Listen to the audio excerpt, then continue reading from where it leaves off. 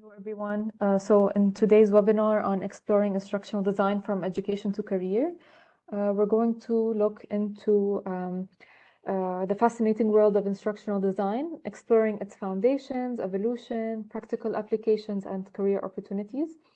At the end, we're going to have the Q&A session, as Dr. Gania mentioned. Before we dive into this fascinating topic, I want to emphasize that this session will be interactive. So your active participation is not only encouraged, but essential to make most out of our time together. Throughout the webinar, I will be posing some questions and inviting you to share your thoughts and insights. I understand that not everyone may feel comfortable being called upon to answer questions. So if you prefer, please mention that by typing your name in the chat that you would not like to be called upon, and we will respect your decision. Remember that there are no right and wrong answers. We're all here to learn and exchange ideas in a supportive environment. So please take a moment to let me know if you would like to opt out of participation, and we will start shortly.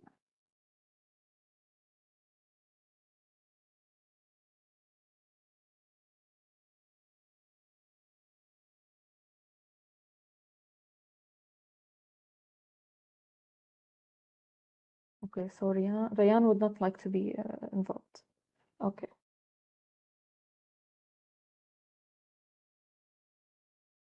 Okay.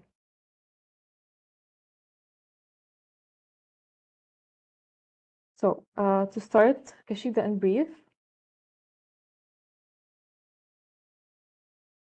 If you've ever taken a class with Dr. Gania, I'm sure you're familiar with Kashida at least on a superficial level.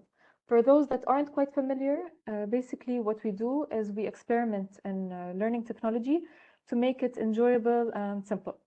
We were founded in 2011. Our headquarters are in Beirut, Lebanon, but Kashida is also registered in Jeddah, Saudi Arabia, Istanbul, Turkey, and Nicosia, Cyprus.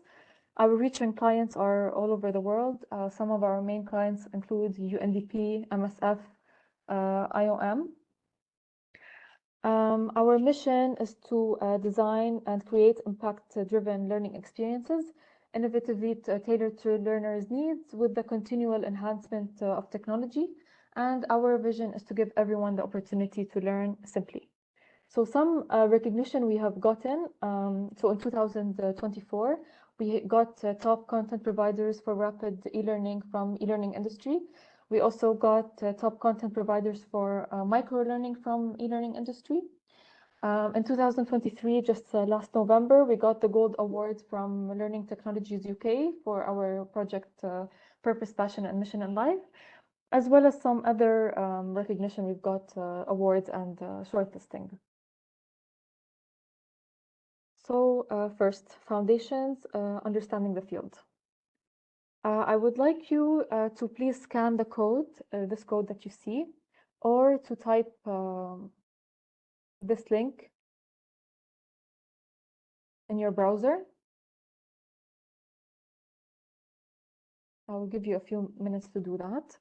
And then once this is done, I would like you to share one thing you hope to learn from today's session, which we can go back to in a Q&A session if something was not addressed.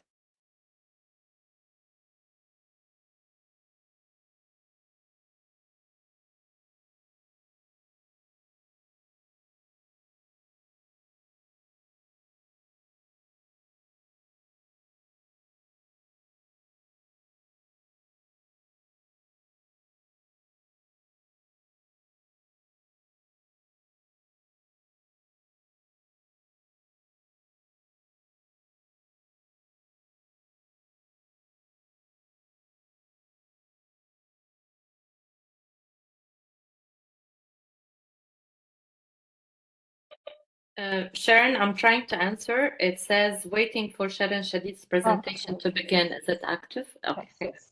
All right.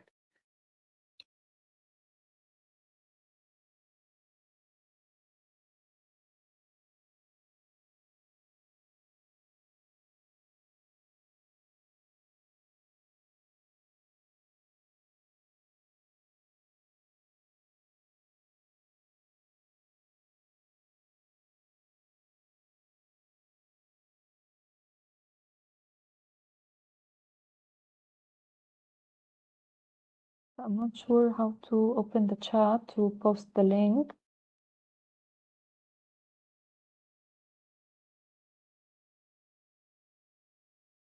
Oh, here. Okay. Okay, it worked. Great.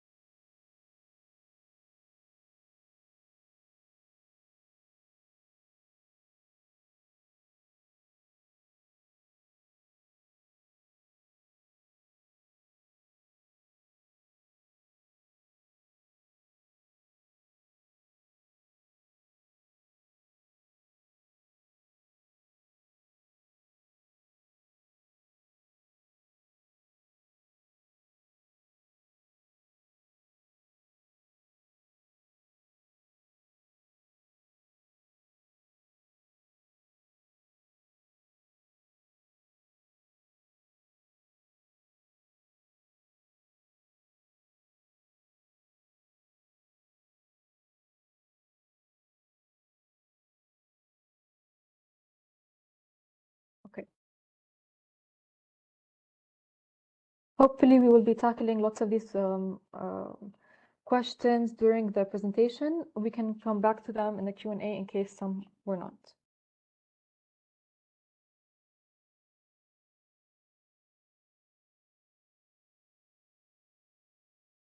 Okay. Education is the passport to the future, for tomorrow belongs to those who prepare for it today, said Malcolm X. I want you to think about how this quote would resonate with your understanding of the importance of education and shaping our future. Whoever would like to answer, please unmute and answer. Otherwise, beware, I will call on someone to answer. So I'll give you a minute to think about it.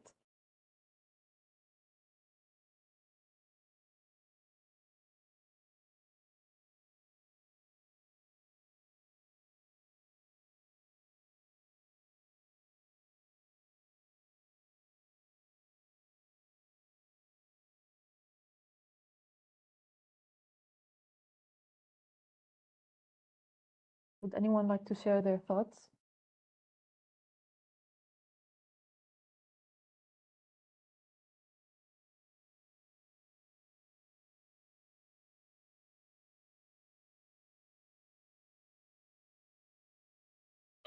Munya raised her hand, Sharon. I'm not sure you saw Go ahead. her hand. Go ahead, Munya.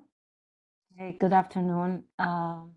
Actually, in today's era, I believe education is always in the making, especially in today's technological world. So the quote fits well in the context because if we keep abreast with the current research in the field of education, we will be preparing for it as the passport to the future. That's how I see it. We have to always keep abreast with the current research in the field of education. Yes, this is very important. To see what works and what doesn't in order to cater to the needs of our students. Of course, this is very important, especially in our field, to be up to date with the latest trends. So we always need to be learners, always learning, always aware of what's happening. Yeah, and in the context of instructional design, the quote, education is the passport to the future, for tomorrow belongs to those who prepare for it today. It also emphasizes the crucial link between education and career readiness, which we will explore how studying instructional design can prepare individuals for success in the field. So during the webinar, we'll delve deeper into how studying instructional design can effectively prepare individuals for success in the field, to gain a comprehensive understanding of how education and instructional design serves as a passport to a successful career in shaping our professional future.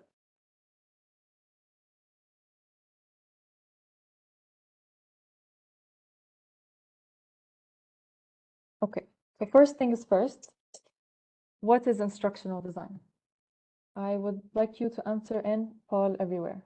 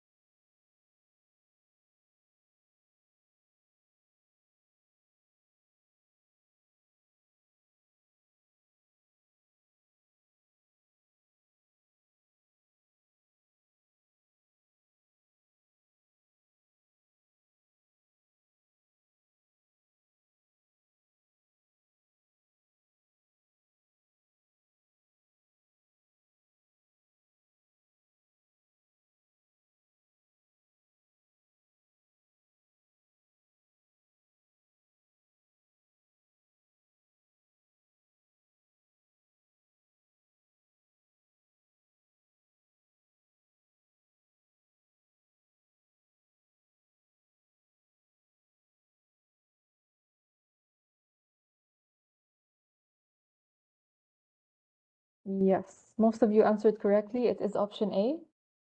It is the process of creating the personalized learning. We will go into this now a little bit more about what is instructional design, what the process looks like.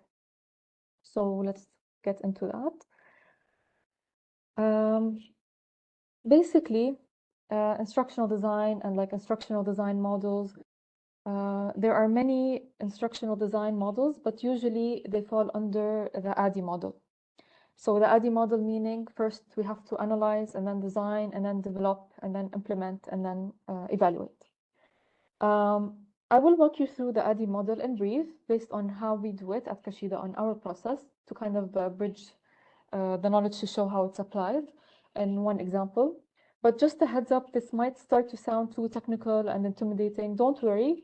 I'll try to give an overview as brief as I can to not go into too much detail and lose you. For those that don't have much background information on the field, the information might sound a bit scary, but just because it's new information, don't worry, it's not actually scary. So first, when we look at analysis at Kashido, what we do is we do something called a discovery workshop. So in this discovery workshop, this is when we have something called a data sheet, which I will show you actually. We have a data sheet that looks something like this, where we open it with the client. We have the client names here, so they can take their notes. And we have the questions on the left, where we ask them some like background questions about the need, about the goal, about who are the decision makers, who are the subject matter experts, who are the learners, these kind of questions, and we lock them down with the client, together with the client and subject matter expert. We also look at the learner profile to understand who are the primary, secondary, and side effect learners, what is their level of interest in the content, how difficult is it, how interesting is it, and their technology proficiency, because these kind of things would impact how we design the learning experience. And we also lock down the learning objectives. We usually put down terminal learning objectives and enabling. What we mean by that, terminal learning objectives are like the umbrella big objectives, and the enabling are the smaller objectives that we write that help you reach the terminal learning objective.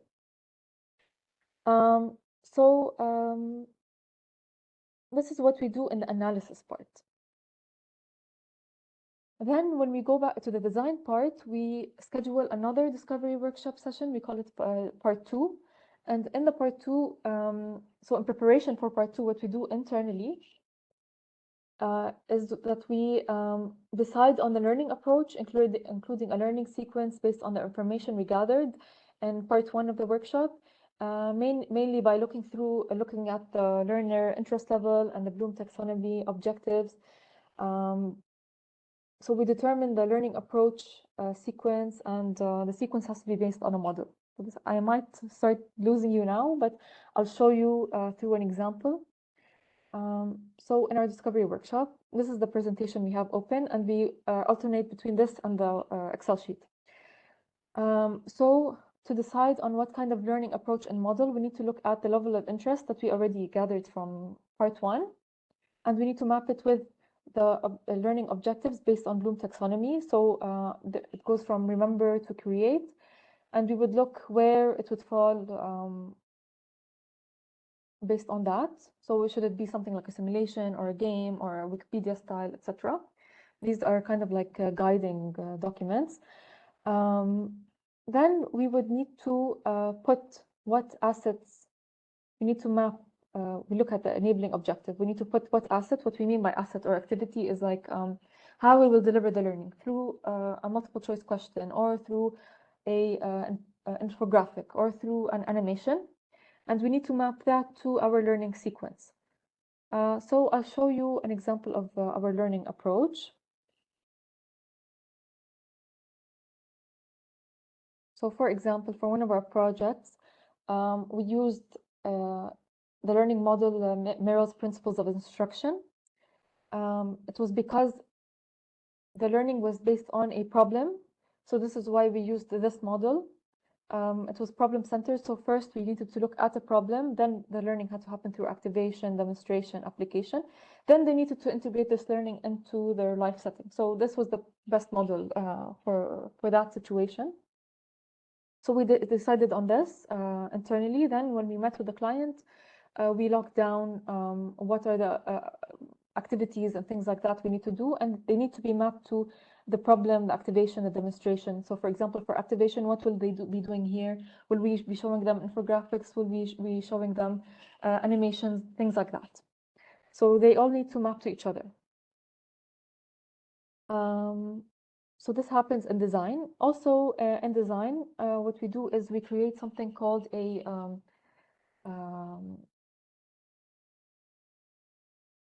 style guide. So this style guide, I'll show you an example of a style guide. Is basically rules of how the product must look like. So they need to be based on the client brand guidelines in terms of their logo, the colors they use, the font, the style, and we create those to be for the project we are creating. So in this example, it's for a specific course. What kind of colors we'll be using? What will the characters look like? And things like that. And this needs to be shared with the client, of course, and approved. So that we create all the infographics and animations, all of that based on this style guide. Then we move to development. So in development, this is where the content gets developed, as well as the learning assets like infographics and animations. And then after this, all of these are created, we move to implementation. So implementation is where these get implemented on the delivery channel, like a learning management system. This is where all the configurations like grading and things like that would need to happen. Then we move to the evaluation. So note on the evaluation. Yes, evaluation happens at the end, but also it happens in all of the steps. So at least that's how we do it. The ADDIE model is not we finish the step, then we move to that one, then we move to that one. No, evaluation needs to happen in all the steps. As an example, when we develop this style guide, we need to evaluate it internally to make sure it meets the scope and quality needed. Then we share it with the client we share it with the designers for the edits needed. Once we are happy with it internally, we share it with the client, and then the client gets back to us with their feedback, and we need to implement their feedback. Again, we need to check it internally to make sure it was applied properly, and then we need to share back for final approval. And we will not move to the next step before we make sure we have final approval from the client, because it will affect the animations, the infographics, it will affect the next step. So every step needs to have evaluation. And at the end, we also have evaluation. What we mean by evaluation at the end is we evaluate the end product. For example, a course, we would need to check it internally and through user testing to make sure it meets the requirements needed and is friendly, user-friendly, and clear, and all of that. And we need to also make sure that the learning happened properly. So what we can do, we can use like pre and post assessments, same set of questions. We can ask them at the beginning of the course and at the end of the course to measure the impact of the learning. If there isn't a big change in what the learning that happened, it means that the course was not effective. So I'm just giving like a brief overview, going over quickly because the process has many steps and many more things to it, but not to overwhelm you too much. We'll stop there. Okay, so for kind of going into, you will hear me saying learning experience design a lot. I'm a learning experience designer, but also our webinar is about instructional design. What does that mean? Is there a difference between them? So yes, there is a difference. In today's webinar,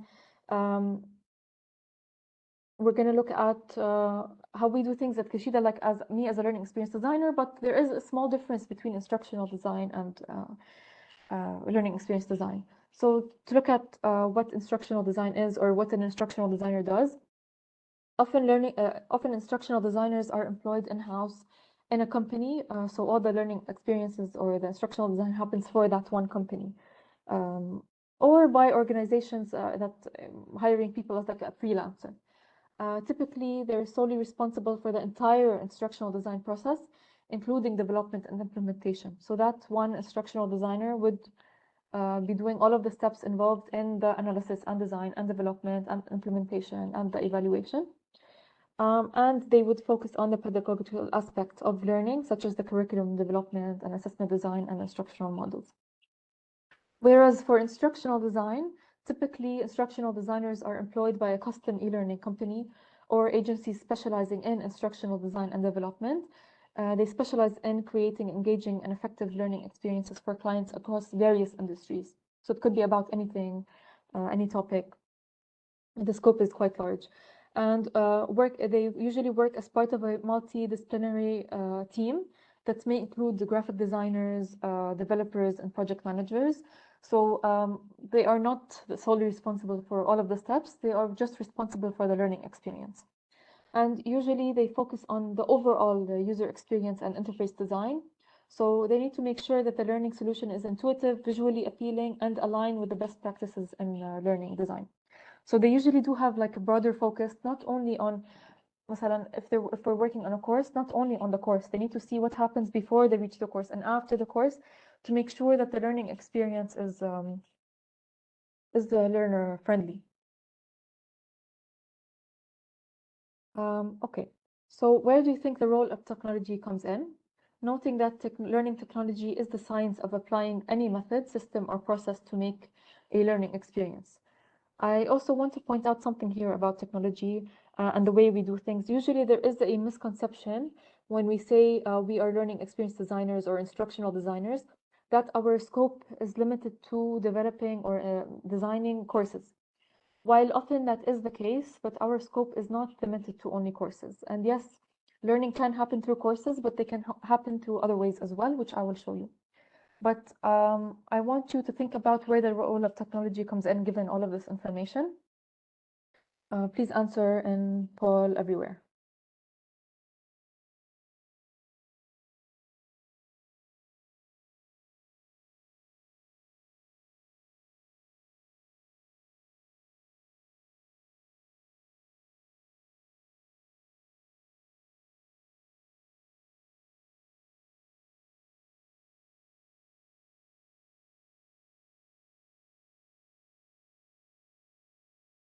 Yeah.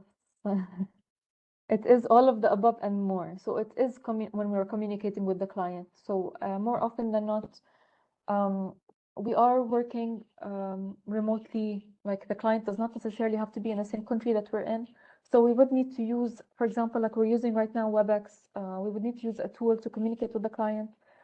We would need to collaborate with subject matter expert as well through certain tools, especially when we're gathering content. We would need something like Google Docs so we can work on things together in the same document instead of them writing the content and sharing with us through email and then us putting comments and then sharing back. No, we can do things collaboratively through certain tools, as well as learning management systems. They need to be used. They're used quite often to track learnings and to put the courses or the solution. We also use authoring tools like Articulate, Storyline, things like that, Captivate. For project management, we do use tools to help us project manage. Like, for example, we use something called Ripe to task certain people, certain tasks, and to check when things will be done and timeline and things like that. As well as like internal communication, as mentioned, like we use Teams, for example, for a chat, filing our documents and things like that. Also asset development in terms of like infographics, animations, things like that. We do use tools like Figma, AI, Photoshop, things like that, those kind of tools. And then also to implement the actual solution. So going back to the point about it's not always a course. I'll show you some examples to show you what we mean by that. So for example, for this specific client, Ruwad, we do have courses at Dawrat. There are online courses, but we also have podcasts. So not only does the learning have to be formal, some people don't want to take online courses. Some people would like to listen to a specific podcast about a specific topic. So they can do that through podcast, or we can have blogs, makalat riyadiyya, blogs about entrepreneurship, because this whole platform is about entrepreneurship. They might want to read something specific about a specific blog topic about entrepreneurship. We do have tools, a tools directory, so they can search for a certain tool. For example, a feasibility study sample or something like that, or an Excel sheet for managing certain expenses. So they can download the tool that they're looking for and use it. Also, we have a glossary. So this glossary is for certain terms in entrepreneurship. For example, if someone is used to the English term NDA, they want to know what's the Arabic term, they can search for it with the meaning, when it's used, etc. So these are all the different ways learning can happen. Doesn't have to be through a course, can be formally, informally. There are many different ways. So it would all depend on our workshop at the beginning that we do analysis. We need to analyze what is the need, who are the learners, and all of that to think of the best solution. It's not always a course. Okay, so moving on to evolution from historical context to future prospects. So it's important to note that across the ages, there are key advancements, sometimes in cognitive theory or in technology, that disrupt the status quo and make us reevaluate and innovate in educational technology. So let's look at some of these advancements, starting from the 40s to the future. So in the 1940s, in army training, development of instructional materials and methods for military training during World War II is when sort of the instructional design started, focusing on efficient and effective methods to quickly train large number of troops. And then in the 60s is where behaviorist theories, kind of notably Skinner's operant conditioning, and heavily influenced the instructional design, emphasizing on stimulus response and relationships and reinforcement.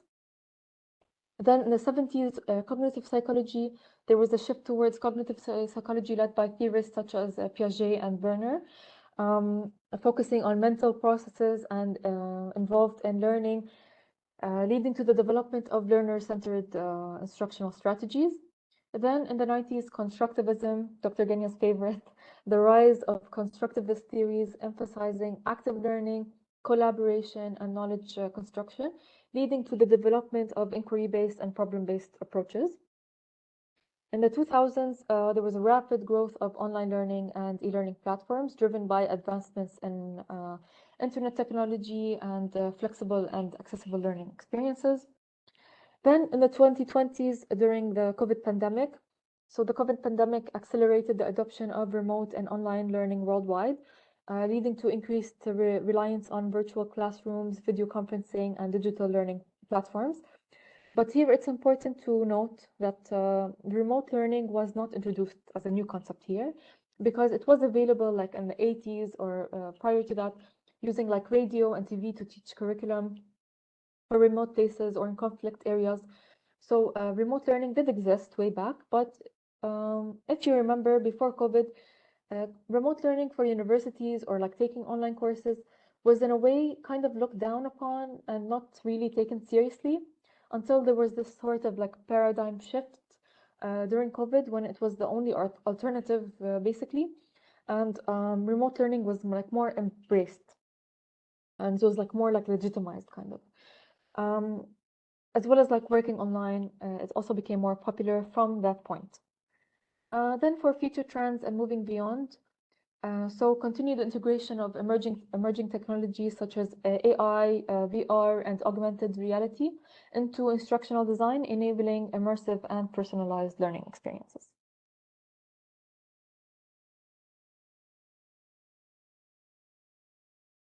Okay, moving on to education and acquiring essential knowledge and skills. So many universities and colleges do offer formal academic programs in instructional design, such as bachelor's, master's, and doctoral degrees.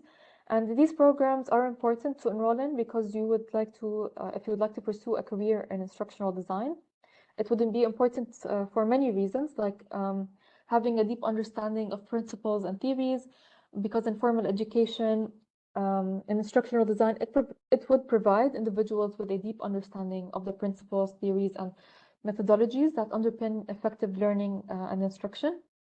And also this knowledge would equip them with the foundation needed to design and develop instructional materials and learning experiences that are based on like evidence-based practices and proven approaches based on theories and things like that. Also for skill development, because instructional design programs do offer opportunities for individuals to develop and refine their skills in curriculum development, design, assessment design, project management, and things like that.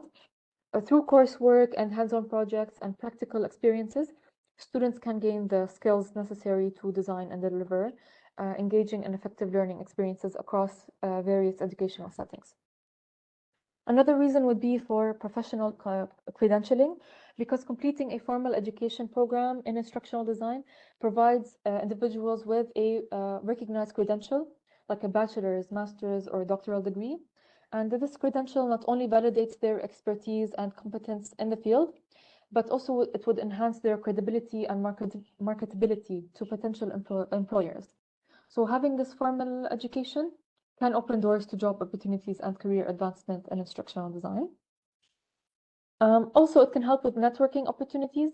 So formal education programs in instructional design often provide opportunities for individuals to network with faculty, peers, professionals in the field. And this can lead to mentorship opportunities, collaborations on projects, and access to job leads and career resources. So building this strong professional network can be invaluable for individuals starting their careers in instructional design and for staying connected to a broader educational community. Also, adaptability and innovation. So formal education in instructional design fosters adaptability and innovation by exposing individuals to a wide range of instructional design theories, methodologies, and technologies. And through this exposure to diverse perspectives and experiences, individuals start to learn to think critically, solve complex problems, and adapt their instructional approaches to meet the evolving needs of learners in educational settings. So this adaptability and innovation mindset are essential for success in a rapidly changing field like instructional design. So we're reflecting on those benefits outlined for formal education and instructional design. Which aspect do you find most compelling or personally relevant to your career aspirations in instructional design, and why? I'll give you a moment to think about that.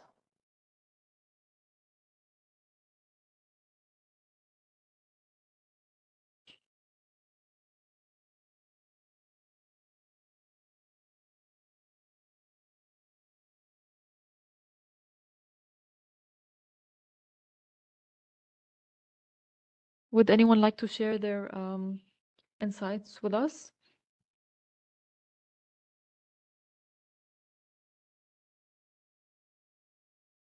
All of them.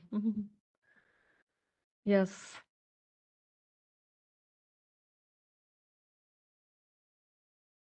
Hind raised her hand. Hind? Yes, I raised my hand. like someone said, it's all of them. Yes. And of course, much more. I guess there are more skills that are needed, right? But these are the basics or the essential These are ones. basically the reasons, some of the reasons why like a formal academic program could be beneficial for someone that wants to work in the field. And it's not always necessary to have a formal academic background. You might have studied something else like psychology or something else and want to work in the field. But these are just some reasons why it would be beneficial to enroll in a formal academic program. Sharon, also, I guess, some academic programs, and I think we take pride in our program because it develops the sense of autonomy in our students, where you become self-directed and lifelong learners. I think this is a key skill to add to this list, because as an instructional designer, when you graduate with your degree, you need to continue learning. You can never stop learning. The field is ever evolving and ever growing. Many technologies are under development and they keep coming. So if you're not that kind of person who's open to learning and most of the time autonomous learning, it will be difficult to keep up with the field. Do you Yeah. agree? Yes, I agree. Maybe before even thinking about like working in a field like this or pursuing like formal education in the field, it would be very important to think about, is this the right field for me? Because it is very important, as Dr. Genia said, to make sure you're an autonomous learner, always looking to update your skills, always looking on what are the trends, what's in the future, what's happening. So if you're not the kind of person that likes routine and same old, maybe reconsider this decision. Yes, Yeah. exactly. And there are some comments in the chat. Dr. Yashi says adaptability and innovation, be more flexible with different contexts. Hussam says skill development, innovation. Maybe you can't see the chat, Sharon. That's why I'm reading I can now. open it Yeah.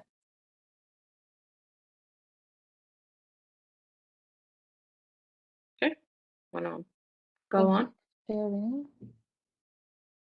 Yes, exactly. Yes. Thank you for your input. Okay, now practical application, theory meets practice. So, after getting formal education in instructional design, the logical next step would be practical application. What is the best way to do that, in your opinion? Please answer and poll everywhere.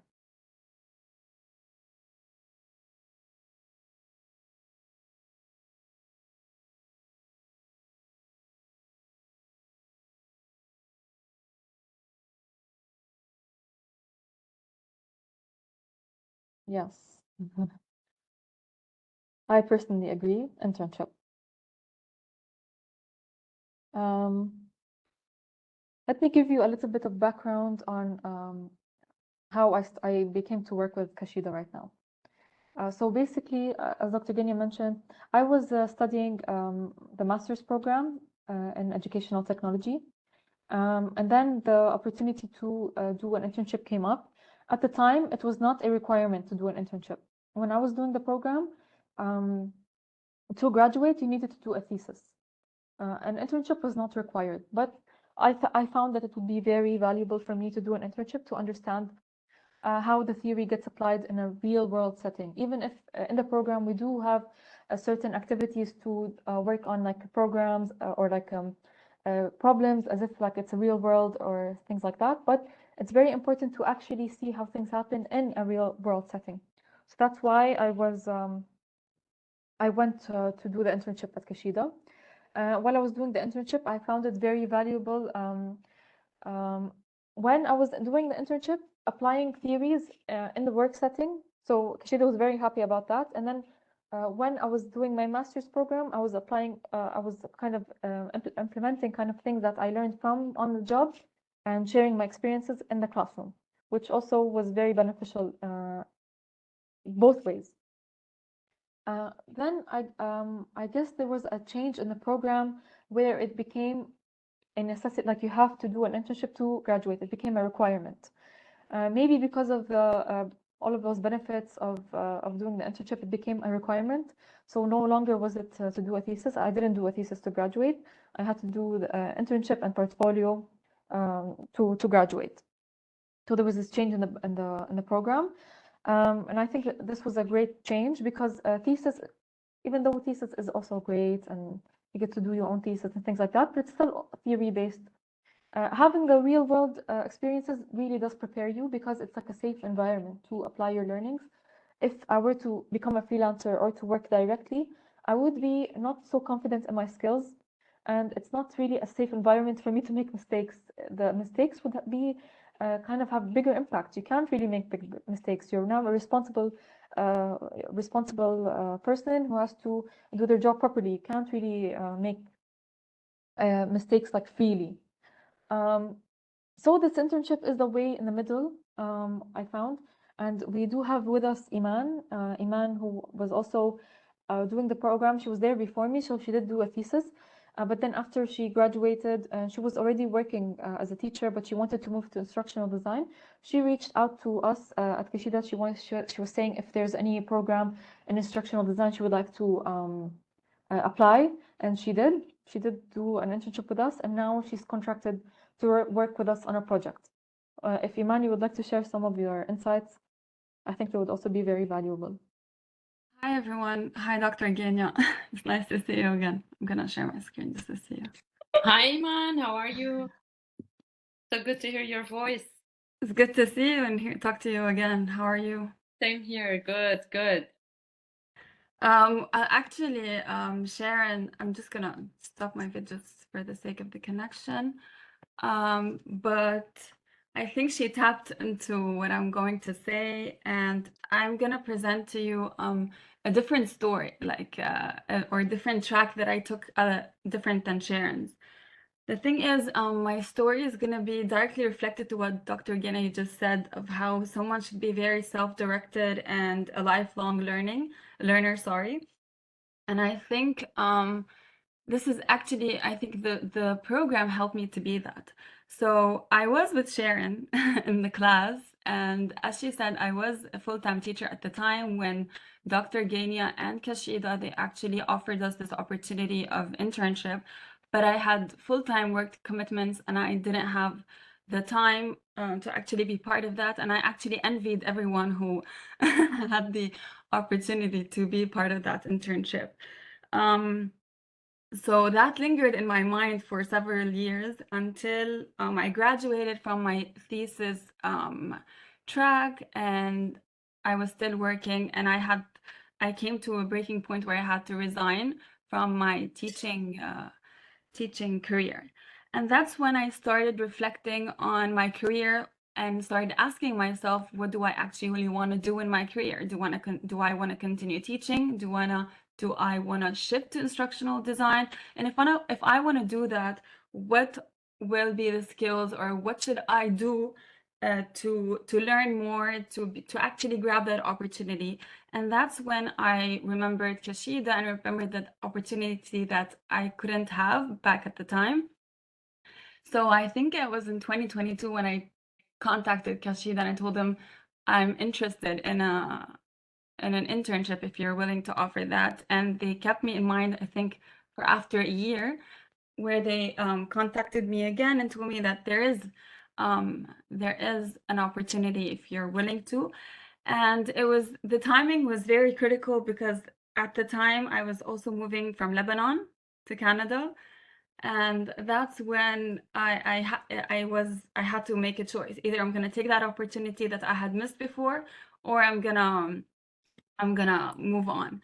So I committed, and I made sure that I don't want that to slip away again, because I know how much of an added value that would add to my skills, to my career, to my lifelong learning. And I used to wake up in the middle of the night to meet up with a team due to the different time zones. So And fast forward 6 months, now I'm working with them on 2 different projects. But what I want to highlight is that I wanted something to bridge the gap. As Sharon said, when I did the thesis track, I felt that there was a gap, like that I needed to put those theories to practice. I wanted something to give me like a holistic understanding and a comprehensive understanding of the whole process from A to Z. So I believe that this is what I actually needed, and this is what they actually gave me. What I like about Kashira is that they do understand the importance of learning. Like they understood exactly the purpose of me following that internship. They knew it wasn't something materialistic or like I'm looking for a job. No, they knew that I wanted to learn, and they supported me, and they gave me like they support learning on all different levels. And that's I think that's what's most important about the internship and the program as a whole. And yeah, I don't know if anyone would like to ask. That's it in a nutshell. Thank you, Iman. Hossam did also say like freelance might be the transition stage. There Yeah. isn't a wrong answer. Like it doesn't have to be. You don't have to do an internship before working in the field. You can freelance if you feel confident. For example, I wouldn't feel confident. I would feel like I have gaps and I'm not confident enough to be there on my own, as like my own personal experience. So the internship for me was very helpful. But if someone else feels like they're ready to freelance, it's up to them. Not just that, Sharon, I just want to mention something concerning that.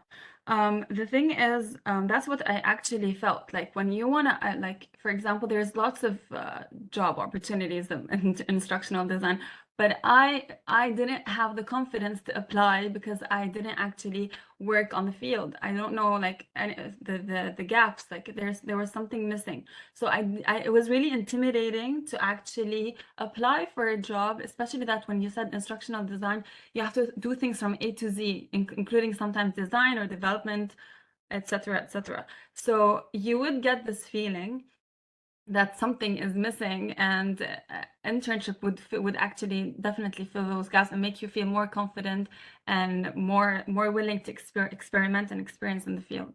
Yeah, I agree. And another scary thing about freelancing, in particular freelancing, is if you're freelancing, you might not have like a manager or someone to ask or a reference point or someone to fall back on. If you're working in a company as like a junior, it would be less scary. For me, at least, how I would see it. At least I have a manager, I have someone, I have peers to ask, to Definitely. fall back on. I'm not that worried about how to handle things. But as a freelancer, you would be really autonomous and responsible. It could be a bit scary if you don't have prior experience. You might make mistakes and not realize that you made them. Which That's is the maybe more issue. detrimental. If you make mistakes, it's more detrimental if you're working with a client than if it's like an internship. It's like a safe environment. It's encouraged to explore, and if you make mistakes but you're learning from them, it's okay. There's always someone to guide you. Very true. Very true. You need some kind of supervision in the beginning. So I think the best combination would be formal education, a master's program that prepares you through the different stages of instructional design and different skills, and then get some kind of internship where you can practice those skills in a real setting. And despite all the practice that you do in the academic field and in your master's, you still need to see it really happening in real life. So that's what we try to do. If you remember, ladies, in our program, we did one of our courses was designing online modules for professors at the university. But having supervision, like formal supervision in an internship, helps a lot. Yeah. Well, this was the formula that worked for me and Iman at least. So Yeah, it's a good and it formula. continues to work, and it Yeah. continues to work for the new group, the new cohort that is now finishing their Great. masters. Yes. Before we go into our Q&A, I will be answering lots of the questions about formal, the best time, the best interval for internship and things like that. There's just one more last thing, and then we can move into the Q&A. Career development, navigating opportunities in the job market. We kind of touched on this already. There are some few tips to help navigate in the job market. For example, LinkedIn, making your LinkedIn profile stand out, starting by adding a professional photo and crafting compelling headline and summary that showcase your experience or expertise in instructional design, to highlight some of the relevant skills and experiences to catch the attention of potential employers or connections, to connect with professionals in the instructional design field by joining groups or dedicated like profiles in the industry, engaging with posts, sharing insights, and building meaningful connections with new professionals, because networking can open doors to many opportunities. Utilizing LinkedIn as like a search feature to find instructional design positions can also be an option. Following companies of interest and engaging with their content to increase visibility can help. Another thing is portfolio. So when I graduated, it was required to do a portfolio, which is great, because creating a portfolio with projects that showcase your diverse skills and experiences in instructional design can provide context for each project. Like, it would be important to, if you put the context of each project in your portfolio and explaining your role and the problem you solved and the impact of your work, this would help showcase your accomplishments effectively to impress the potential employers or clients. And presenting this portfolio in a visually appealing and easy to navigate format would be important, including like descriptions, annotations, and reflections to provide the context for each project to demonstrate. Also, networking, we already touched on this, attending instructional design conferences, workshops, networking events to meet professionals in the field, expanding the network, looking for events or organizations that align with your interest and career goals, reaching out to professionals in instructional design for interviews or to gain insights into different career paths and industry trends. Also, like joining online communities, like communities of practice, forums, social media groups. Some are like more formal, some are more informal, to connect with peers and professionals, to share resources, to participate in discussions, to be aware of what is working, what is new, what is trending. It would provide like some kind of like valuable resource and support. Also, industry trends, we talked about this at the beginning. It's very important to stay informed about emerging technologies. For example, like virtual technology, virtual reality, sorry, artificial intelligence, how we can use those. They will not replace us, but how can we use those in a way that can help make our job more effective, to solve problems. Exploring trends in remote and online learning, personalized learning, and adaptive learning technologies. Also, skills and competencies. So developing skills and refining skills is integral to success. One way to do that could be through online courses. There are many online courses, whether free or paid, whether for beginners or more advanced. There are many resources available online. These courses offer flexibility and convenience for you to do them on your own pace. They could also be blended if you prefer with someone to support, like with synchronous sessions. There are many platforms like Coursera, Udemy, LinkedIn Learning to do that. So by taking advantage of these, you can always continue to upskill, have more kind of confidence in your skills, to advance your skills, because you always need to continue to learn and advance your skills. And lastly, continuous learning, which we always stress on. Continuous learning is essential in the field of instructional design. You have to stay current with evolving technologies, trends, and best practice. Pursuing this through, like we mentioned, like the online courses or the workshops or the conferences or the communities of practice, to always be informed and updated and to reflect experiences with other professionals. Last question. Reflect on which specific skills or competencies do you find are most important for your career advancement in the field? And also, how do you plan to integrate online learning into your professional development journey?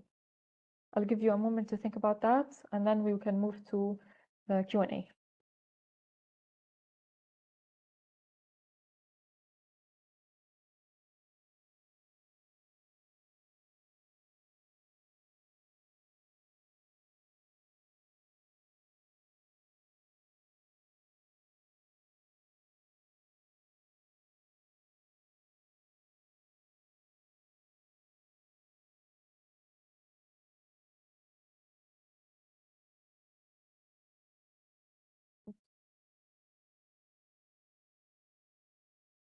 Would anyone like to share their thoughts?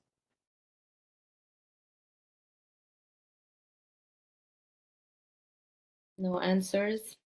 I will call on someone, so prepare yourself. Afaf, please share your thoughts with us. Okay, can you please repeat the question because it doesn't appear on the screen? Yes, it's right here actually.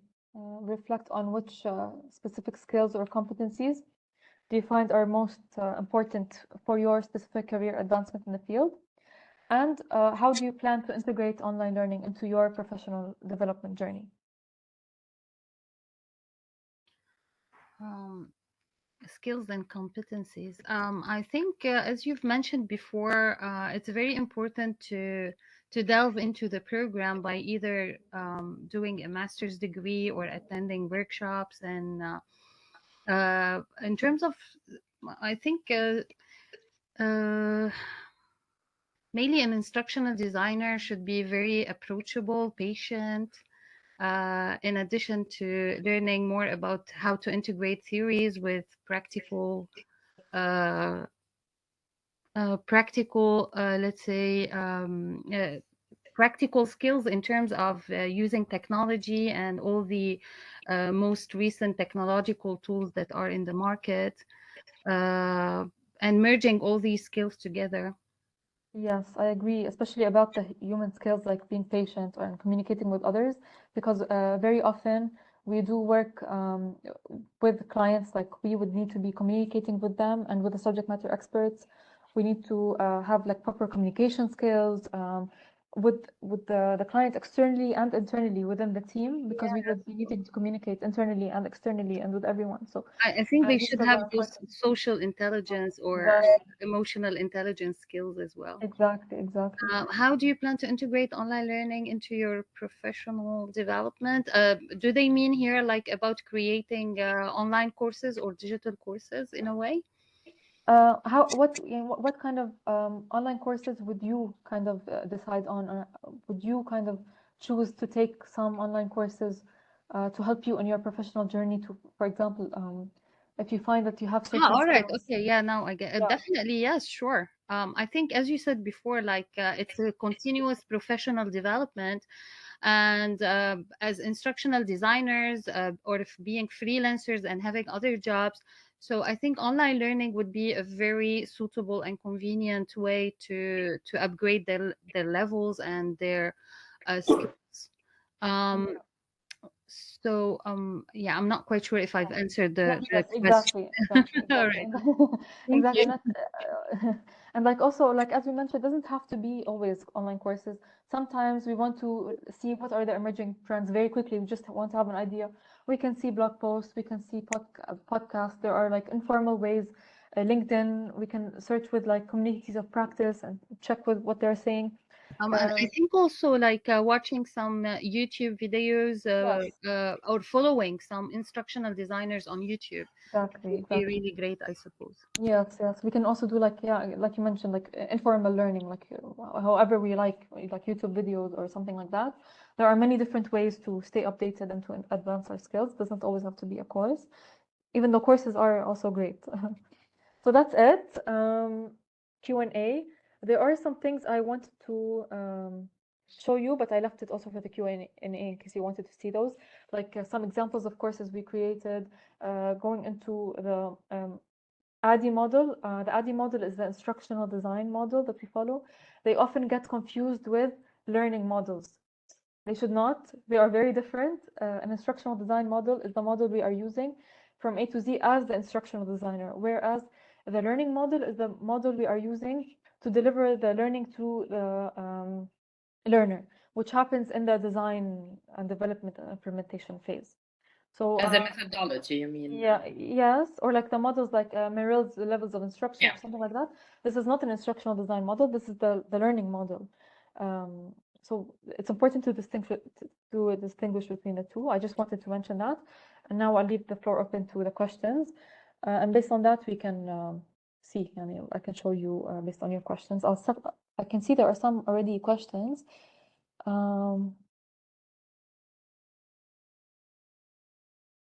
From Munya. Any learning related to education? Yes. Hello. I was curious when you said that you can design or instructions. It could be across various industries. My point of interest. Have you had the experience of designing differentiated programs for private schools to help in the self-paced learning programs, depending on certain learner needs?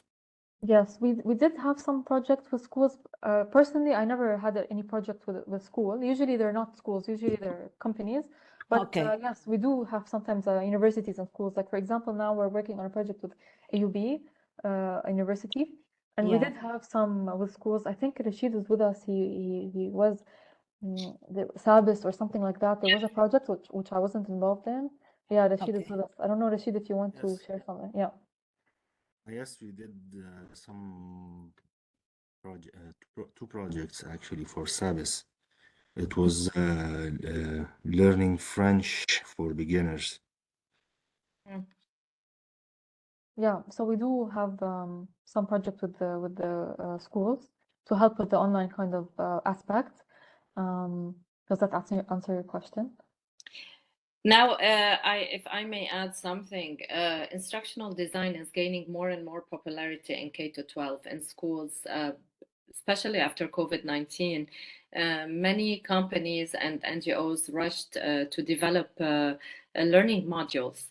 And especially, for example, in Lebanon, for vulnerable populations, for refugees who cannot attend schools, they're creating for them a lot of online content. I'm not sure if you know, if you partnered with Learning Alternate, LAL, Tabshura. No. No? Okay, they are developing online lessons and modules for schools, public schools, and vulnerable populations. So yes, it's gaining popularity, Monia, to answer your question. Yeah, and sometimes there are Thank you. Thank you. there are, like I mentioned, like there's a difference between instructional design and learning experience design. A lot, usually very often there are instructional designers employed in like the school or in the university. Like I know that University of what's it called? AUB does have some in-house like instructional designers for AUB. So usually in schools and universities would have instructional designers within. So maybe they might not reach out to a company like Ashida because they already have their own. Whereas we create learning experiences for it could be like literally anyone. Like some companies have their own instructional design in-house, some don't. And if they don't or they need extra resources or something, they would reach out to us. So our projects could be with any kind of company, like about fires or about COVID-19 for like doctors. It could be really for anyone. So the topics are really vast, and subject matter experts we work with are very different and many. Oh yes, there's. I saw a question about the optimal level of time for an internship. I wanted to answer that. At Kashida, we do internships, and we do it for 8 weeks, and I think that's sufficient time to cover the needed. Yeah. This is the internship that our students have been involved in. Yeah.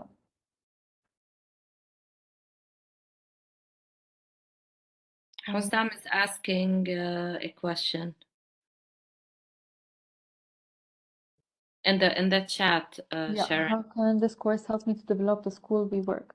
We do need a computer science background to be instructional designer. Yeah, that's the thing about instructional designer, being an instructional designer or a learning experience designer. I'm not a subject matter expert in everything. So that's why we work with a subject matter expert. So someone who understands the subject. So for example, if it's could be about anything, but we also, as a learning experience designer myself, I'm also not an expert on different learning management systems and how to implement things like that. So at Kashida, we do have someone specialized for everything. So we do have developers, we have programmers and things like that for that aspect. I'm not an expert in that, but I do have to have some kind of understanding.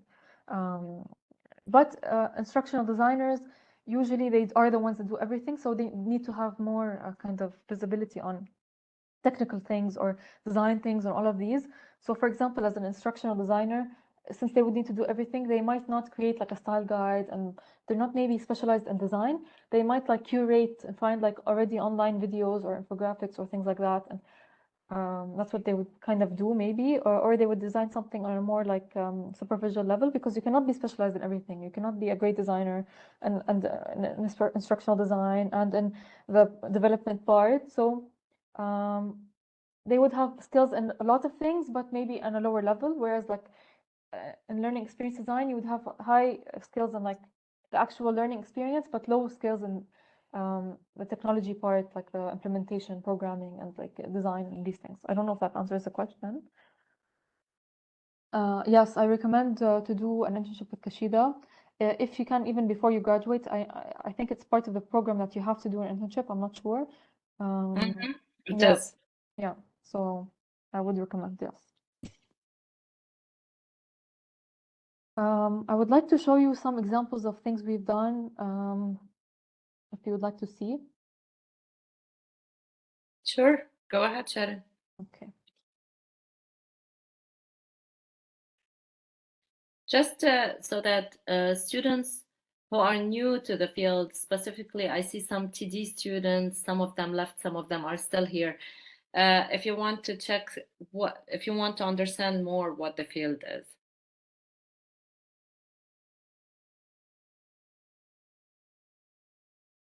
Yeah, like we do an internship like once a year. We haven't identified yet when it's going to be, because we are a little bit okay, overwhelmed.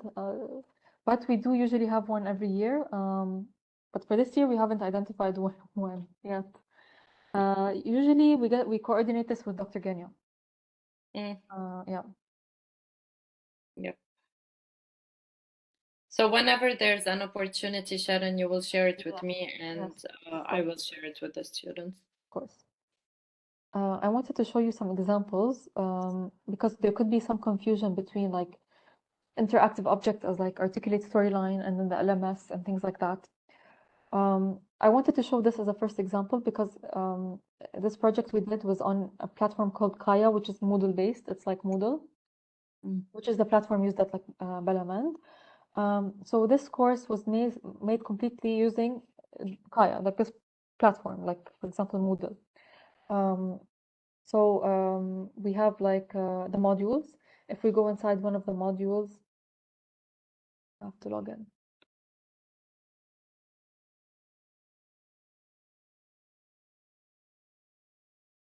If we go inside one of the modules, you will see the kind of first we have here like a quote and like module overview and objectives, and then we go into the like learning and activities and things like that. So here we have an infographic which we created and then put in this like page, if you want to call it. Then we have like an activity, like a true and false.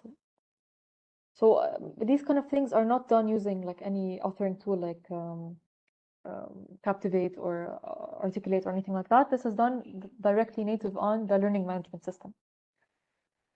So this is one way to create like a course. There are also using like Articulate or something like that, you can create the full experience using that. So I'll show you an example of that.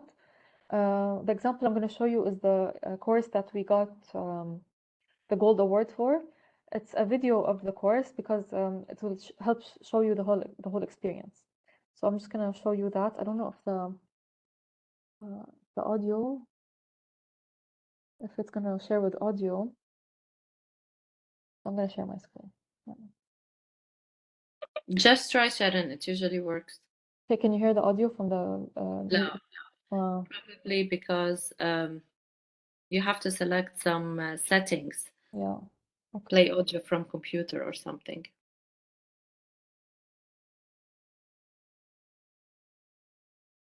You know, it's fine. Just share it. Okay. I think it should be working. Yeah. Very important to to know how to use technology. Yeah.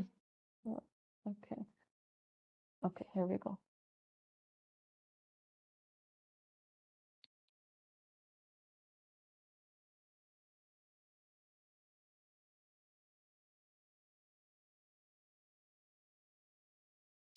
Yeah, we can't hear the audio, Sharon.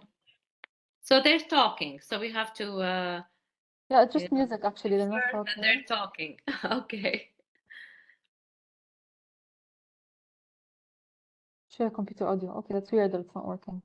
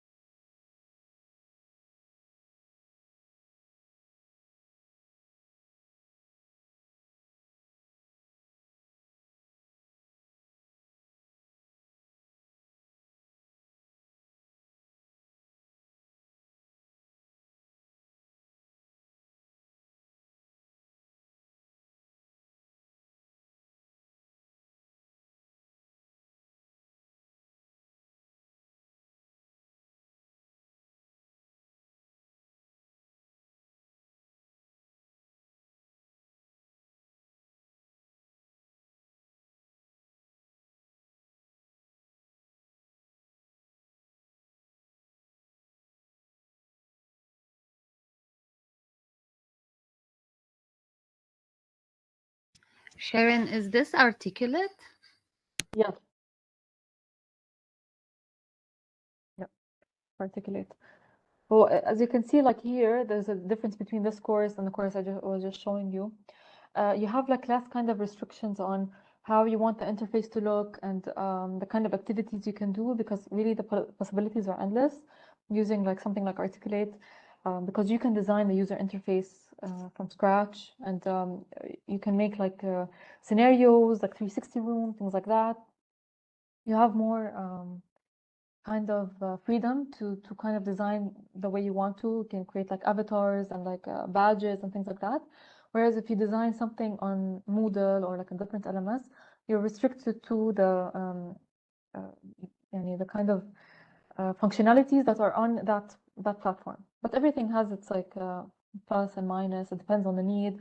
Sometimes you don't need an experience that is this interactive and like gamified. Sometimes you need something more straightforward. It depends on the learner, the level of the interest and things like that. So it's not like there's one better than the other. It depends really on what you need. But these are the two kind of routes you can go, either like LMS or interactive object. And you can also integrate bits of interactive object in the LMS, which we did in the example I showed you. I can show you where we did that in this example.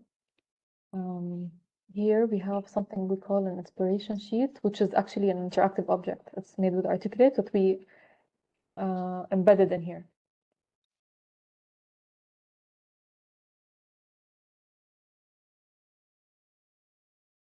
So you can still use kind of interactive object even if you do something on LMS. Usually we use Articulate Storyline, but we also use different tools like Evolve. It depends on the need. So sometimes the client wants the course to be mobile first and mobile friendly, or like to be able to be use it like offline without any internet or something like that. Depends. In that case, Evolve would be a better tool than Articulate, for example. But Articulate gives you more freedom to create scenarios and like avatars, things like that. So everything has like its plus and minus. It really depends on that first step of analysis. But my favorite is Articulate, yeah. And also some of the tools allow Arabic, some don't. So if you're creating an Arabic course, then there are some tools you cannot use. It depends on lots of factors. The budget, the client. Sometimes the client has their own tool. Like this client uses Kaya, for example. This is their LMS, and they want us to create a solution using their LMS. So we have to use their tool. even if it's a tool we might not have used before, it's their own tool, we need to be able to use it, learn quickly and things like that. Through our experience with learning, with using lots of different platforms. Some clients use, for example, Elucidat. They already have this tool that's called Elucidat to create their courses on. So we need to use that. Sometimes it's not up to us to decide what the tool is. Sometimes the client has a specific tool they want us to use. So Kaya, you said, is a Moodle tool, Sharon? Yes, it's a model-based tool, LMS. And they just changed the name to Kaya. Yeah. Okay. Well, this is great. Any other questions? It might look familiar, like to Moodle, like the kind of the Right. format. Yeah. Oh, great. If I can share something about this, when we were using this tool, something was not very user-friendly about it, was that once you go into, for example, I went into the first component, motivation and inspiration. Okay, I saw the information, then I want to move to the next part. There was no next button or anything. You have to go back where you were and then click on the next component, which is not user-friendly. So what we did, we thought of a solution to make it more user-friendly, is to add buttons, but they were added manually. So what we did was we added a picture of a next button, and we added alt text to say next, so it's accessibility friendly, and it has a link, like a hyperlink, to the next page. And we did that manually on every single page, so it's more user-friendly for the learner, because this functionality was not possible in this tool. Wow. And we always do things like that. There are always like kind of things we want to do, or we finding a gap, and there isn't technically a way to do it. So you have to find workaround solutions. You have to be good at problem solving, and think of solutions that you can do given the capabilities to make the best. Just to make it user friendly, because there's user experience design. If you're designing something that is not user friendly, it could stop learning. Exactly. So you find solutions for this. Yes. We do that really often, actually. Yeah. You're welcome, Manya. Well, this is great, Sharon. This has been really excellent. And I hope our MA students and TD students have found it useful as well. We don't want to take much of your time because I know there's iftar now shortly, right, Sharon? Yes, it's in like 6 minutes. Yeah, okay. So I would really like to thank you for all the time you put into creating this presentation and sharing it with us, and all the valuable information you gave us today. Hopefully, maybe you'll get to do another webinar for us in the future, maybe later. It was a pleasure. Thank you for this opportunity. Sure, Sharon. Thank you for being with us. And whenever you know about the next internship, please inform me so that I ask the students who are interested to join. Sure, will do. Okay. Thank you so much and have a great evening. Thank you, everyone. Bye-bye. Thank you, everyone, for attending. Thank you. Doctor, can I ask you a question? Yes, sure.